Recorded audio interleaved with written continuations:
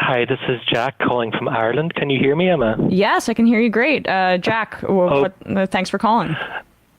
Perfect. I was worried about the sound because you get eviscerated in the chat if you sound poor.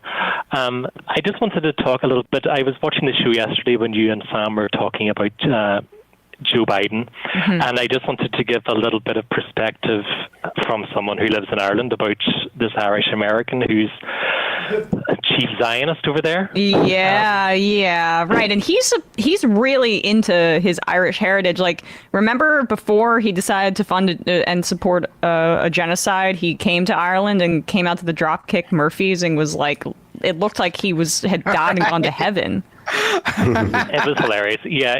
He went to his hometown in County Mayo, and it was quite funny, the reaction that they had to him.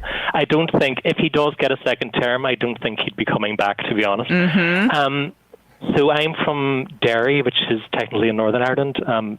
Derry's most known for, within the Troubles, as being where Bloody Sunday occurred. Right. I live about a 30-second walk from where that occurred.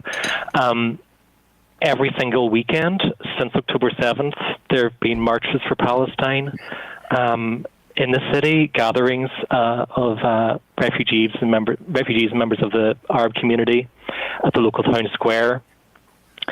But pre-October 7th, I should say that my city is split in two by a river, and I'm speaking in broad strokes, but generally speaking, particularly around 10 or 20 years ago, one side of the city was predominantly Catholic and one side of the city was predominantly Protestant, loyalist and unionist. On the Catholic side, which is where I live, on the top of, I think you call them streetlights, we would call them lampposts, there's always an Irish flag, tricolour, and a Palestinian flag. That's always been the way it is ever since I was young. And I noticed... Last week, I went to the other side of the city across the river because I had to get something from a shop.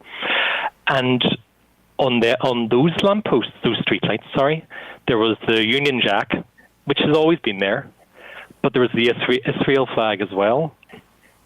And I thought it was kind of a self-report in a sense, because what struck me about it was the machinations of what happens in the United States with regards to AIPAC and things like that, and the evangelical Christians who speak about end times in Palestine and Israel. That's all that's going on over there. But I really think, as it pertains to the UK government, I'm sure there's a lot going on. I'm not an expert on it, but there's a sense that I get where they can't give an inch on it, because otherwise their entire... reason for existing would fall apart. You know what I'm saying? If you concede one, you have to concede all the others as well. There's no logical reason why somebody from one side to the other side of the city should support Israel and not, and one wouldn't.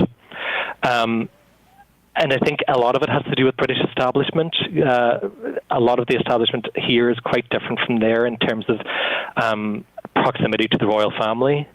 And they've certainly not moved an inch. I mean, there's statements from Princess Anne only last year about slavery, which are abhorrent. And I really think it's about protecting that class. And there's a lot of landowners who have, from the UK, who have great swaths of land in colonial states, former colonies. I know I've done a bit of a digression there, but just specific to Joe Biden, there's a local... heroine, shall we say, called Bernadette Devlin. Are you familiar with that name?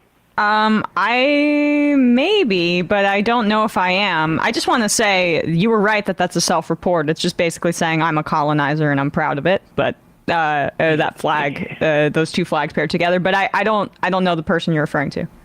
I don't think. Okay, so Bernadette Devlin, when she was in her 20s in the 1970s, she was a local civil rights activist in my city for Irish republicanism, and around 1972, 1973, she was invited by a coalition of Irish Americans to visit New York City, where she would receive the key to the city from Mayor John Lindsay. The Irish Americans at that time were very supportive of the Republican cause. So she went over there, she received the key to the city, And this is what she said afterwards. I'm quoting here when I read this. And she was 28 years old at this time, from my city. She said, "Those who were supposed to be my people, the Irish Americans who knew about English misrule and the famine and supported the civil rights movement at home and knew that partition and England were the cause of the problem, they said exactly the same things about blacks that the loyalists said about us at home. My people, the people who knew about oppression, discrimination, prejudice, poverty, and the frustration and despair that they produce, were not Irish Americans. They were black Puerto Ricans, Chicanos. In New York City, I was given the key to the city by the mayor, an honor not to be sneezed at. I went to Harlem and gave it to the Black Panthers." So that's how we really view people like Joe Biden who show their colours in a time like this. He can keep Ireland out of his mouth, but it's quite frustrating, actually.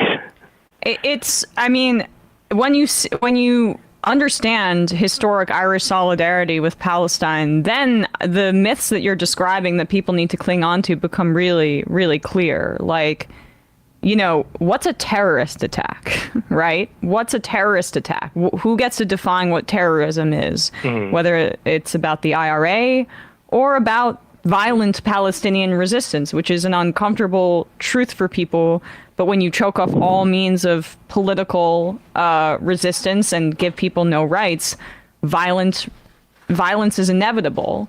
And when there's this kind of rolling empire behind a colonization project or an exploitative project, and economically, as was the case with Ireland, you know, the force of that sometimes overwhelms the clear, like, historical parallels where things rhyme. And then when people kind of like understand more of that, I think some of the reflexive Islamophobia about how, well, they're just terrorist savages, maybe it gets a little demystified, right? And it is like upsetting, I would imagine, as an Irish person, for an Irish American president like Biden, who's the most powerful person on the planet, invoking his heritage while also flying in the face of it so aggressively. Well, I mean, I would say that, I mean, what's more upsetting is just what's happening in general. I mean, on the broad spectrum, it doesn't particularly matter what Biden says about Ireland. And I'm always a little bit reticent to make parallels between our situation and Palestine, just purely, even just based on the death toll being so horrific there. Right. But on your point about terrorists, I mean, I grew up, half my life was in the Troubles, and, you know, I remember after Bloody Sunday, which compared to your average day in Gaza, wasn't that many dead, right? And I'm not minimizing it, but I'm just saying in terms of numbers, the queues of young unemployed men outside offices of the IRA to sign up and take arms went down the street. You know, you push people into a corner, you kill people they love or someone you know loved, and there's no unemployment, there's no real future for them to work out for themselves. They're going to find coalition with people who are as angry as they are, and in many ways rightfully so. You mean, it's part of the human condition. So this idea that it's specific to brown people or Arabs or whatever is just absurd.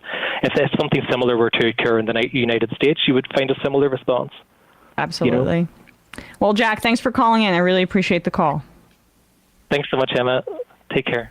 Hey, folks, don't forget to hit the subscribe button and check out our daily show. We do it every day at 12 p.m. Eastern for about 2.5 hours. We even take phone calls. You should check that out.